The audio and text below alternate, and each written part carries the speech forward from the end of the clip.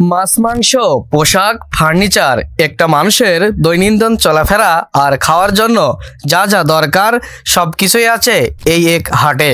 এই হাটের পুরো গল্প জানতে অনুরোধ পুরো ভিডিওটি না টেনে দেখুন।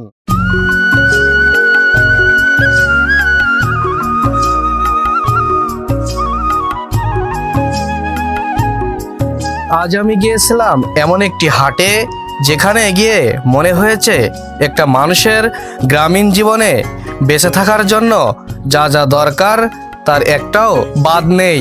এই হাটে ঢুকলেই চোখে পড়ে মাছ, মাংস, শাকসবজি, গবাদি পশু আর হাঁস মুরগি, পশু পাখির কোলাহল আর মানুষের মুখে মুখে জীবনের গল্প।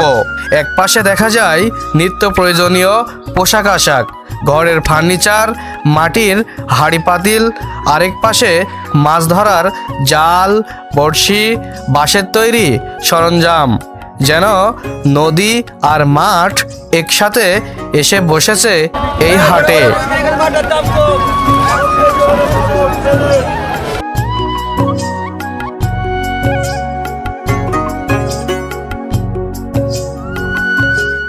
কিছু দূরে তাকালেই চোখে পড়ে মিষ্টির দোকান, গ্রাম বাংলার চেনা স্বাদ, আর ঠিক পাশেই পুরনো দিনের মতো মাটিতে বসে চুল কাটানো এক নাপিত। এই দৃশ্যটা যেন আমাদের শৈশবকে চোখের সামনে এনে দাঁড় করিয়ে দেয়। এই হাটে হাঁটতে হাঁটতে মনে হয় এটা শুধু কেনা বেচার জায়গা না, এটা মানুষের জীবনের অংশ। এখানে মানুষ আসে শুধু বাজার করতে না, আসে কথা বলতে, খোঁজ নিতে, একটু সময় কাটাতে।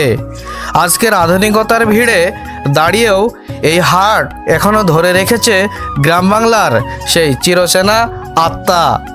আর এই হাটের নাম চুয়াডাঙ্গা জেলার জীবননগর থানার উথলি ইউনিয়নের শিয়ালমারি পশুহাট।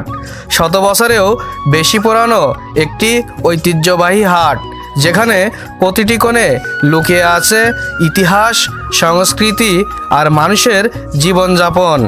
সব কিছু এক ভিডিওতে দেখানো সম্ভব না, তবুও আমি চেষ্টা করেছি এই হাটের কিছুটা অংশ আপনাদের সামনে তুলে ধরার।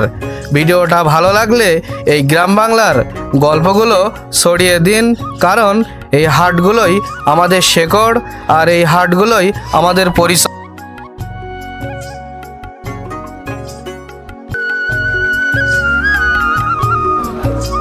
সাড়ে 400